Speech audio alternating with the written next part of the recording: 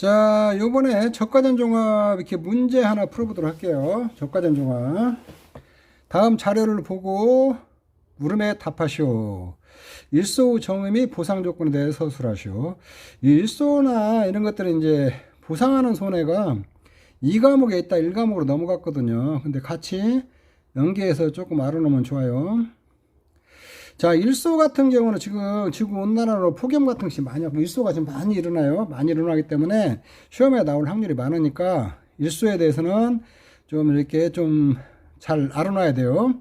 일소 사고 시 감실수 적용 방법에 대해서 서술하시오. 일소 때 감소를 저가 후 착과수 대비 감실수가 저가 후 착과수 대비 6% 이상해야죠.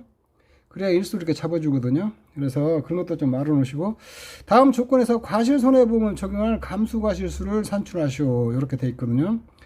품목은 단감이고 평년착과수가 5만 개고 저가 후착과수가 2만 5천 개. 특이하게 없어요. 그래서 저가전 종합 여러분들의 문제 풀 때는 가장 중요하게 항상 생각할 때 특이학 유무를 항상 체크를 해야 돼요. 특이학. 한정, 우정 특이학이나 나무 특이학 가입했냐 안 했냐, 뭐 부보장 특이학 가입했냐 안 했냐, 요거 반드시 체크해야 돼요. 자, 문제 조건을 보니까 적과전에 봄동상의 피해가 발생했네요. 자, 봄동상이면 자연재해죠. 자연재해가 발생을 했고, 특약이 없어요. 한정, 오정 특약 없어요.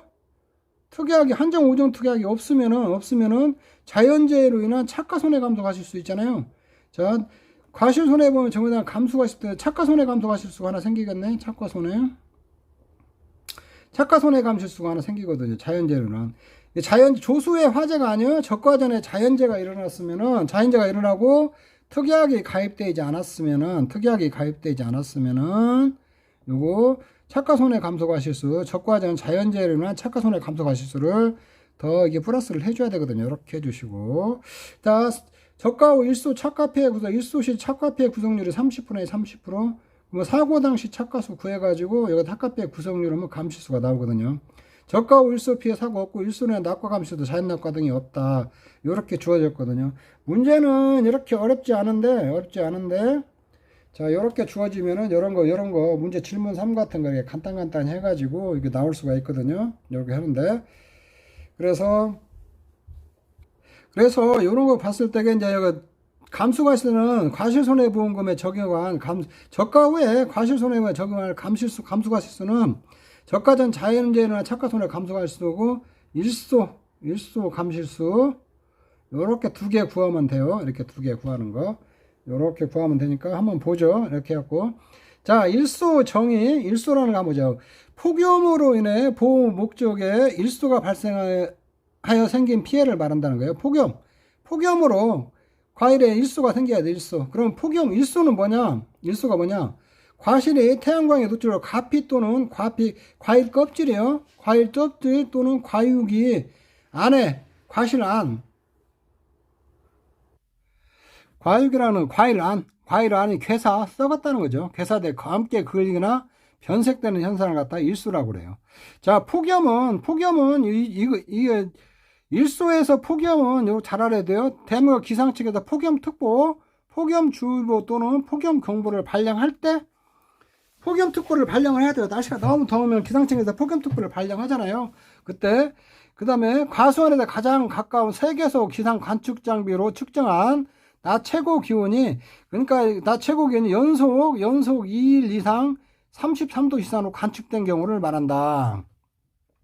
그래서 일소에서 폭염은 첫째 폭염특보를 발령해야 되고 두 번째 이 폭염특보 기간에 연속 이틀 이상 33도씨 이상으로 관측이 돼야 돼요. 이 33도씨가 연속 이틀간 여기서 여기까지 이렇게 폭염특보가 발령이 되어 있는데 여기 다주한 이틀 연속 33도씨가 넘어야 돼요. 33도씨. 이 조건이 충족해야 돼요. 그래서 그 다음에 이게 33도씨가 넘어야 되거든요. 이게 두 개가 충족해야 일소로 인정을 해준다는 거예요. 폭염으로 인정을 하려면 폭염특보 발령하고 이틀 정도 33도씨가 넘어야 된다는 거예요. 이 33도씨가 넘냐 안 넘냐 이것은 내 가수원이 위치한 이것에 가장 가까운 있잖아요. 가까운 세계의 관측소 있잖아요. 관측소. 이 간축소에서 가장 큰 값으로 한다면 돼요. 이거. 자, 요런 조건을 만족했을 때에 일소를 보상한다는 거예요. 그 다음에 이제 또 일소 보상 조건도 이제 폭염특보가 발령해서 해제되는 날까지, 폭염특보가 발령해서 해제되는 날까지 일소가 발생해야 돼요. 본 목적에. 이때 폭염특보는 가수원이 위치한 지역의 폭염특보를 적용한다는 거예요. 그래서 일소를 보상받으려면은, 자, 일소 폭염특보를 발령해야 되고, 폭염특보 발령 기간 중에 이틀 연속 33도씨가 넘어야 되고, 이 폭염특보 발령 기간 중에 일소가 발생해야 된다. 이 폭염특보는 그 내 가수원이 속한 지역의 폭염특보에 따르는가, 내 가수원이 속한 지역의 폭염특보가 발령이 돼야 돼요. 자, 요런 조건이 충족을 해야 돼요. 자, 저가 후 차가수 대비 감실수가 6% 이상일 때에 감실수로 인정을 하고 6% 미만일 때는 면책 처리하거든요. 이게. 그래서 일소는 저가 후 차가수 대비 6% 이상 일소 피해가 와야 된다. 그래서 일소로 이렇게 경미한 피해가 왔고 6% 미만 있잖아요. 감실수 생겼을 때는 보상을 안 하고 6% 이상 왔을 때만 보상을 해준다는 거예요. 그러니까 지금 일소가 현장에서 너무 많이 발생을 하니까 지금 온나라 날 더워가지고 조금 이렇게 소규모로 조금 왔을 때는 보상을 안 하고 6% 이상 왔을 때 보상을 한다. 이렇게 생각하시면 될 것 같아요. 자, 아까 주문에서 과실손해보험에 적용할 감수과실수를 산출하라고 했어요. 자, 적과전에 봄동상에 피해가 왔다고 그랬죠. 이건 자연재해니까 적과전 자연재해나 착가손해 감수과실수를 구해야 되거든요. 그러면 착가율, 저가 후 착가수가 조건에서 저가 후 착가수가 25,000개, 평년 착가수가 5만 개라 했거든요. 착가율이라는 것은 저가 후 착가수를 평년 착가수로 나눈 거예요. 이게 50%거든요. 이걸 착가율이라고 하는데, 착가율이 60% 미만일 때는 저가 후 착가수에다가 5% 곱한 거 있잖아요. 5% 갖다가 감실수로 인정을 해줘요. 5%를. 근데 착가율이 60% 이상이잖아요. 그러면 저가 후 착가수 곱하기 5%에다가 100 마이너스 착가율 나누기 40%. 요렇게 해갖고 감실수를 인정을 해주거든요. 요거 계산하면 이거 5% 미만이 나와요. 5% 미만. 그래서 최대 5%까지, 저가 후 착가수 대비 5%까지 감실수를 더 인정해준다는 거예요. 그래서 적과전에 자연재해가 오고, 한정 5종 특약을 가입하지 않았을 때는 최대 저가 후 착가수 대비 5%를 감실수로 인정을 해준다는 거예요. 그러면 여기에서 5%나 이거 계산된 거 있잖아요. 이것들을 갖다 다 향후 맥스A로 써야 돼요. 맥스A. 맥스A는 중복